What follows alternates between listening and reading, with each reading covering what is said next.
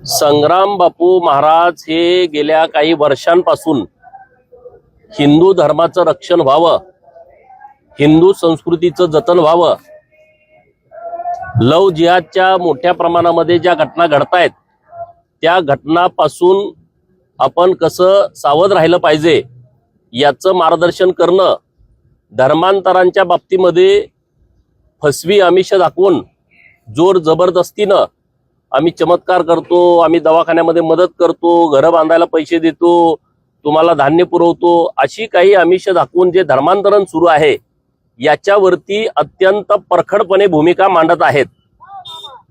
संग्राम बापूंची भूमिका अत्यंत रास्त आहे। समाजामध्ये परिवर्तन व्हावं, समाजामध्ये जागरूकता व्हावी यासाठी संग्राम बापू सातत्यानं प्रयत्न करतायत। काही लोकांना त्यांची भूमिका खटकते, कारण त्यांनी भूमिका घेतल्यामुळे लोकांच्या मध्ये, हिंदू समाजामध्ये मोठ्या प्रमाणामध्ये जागृती झाली।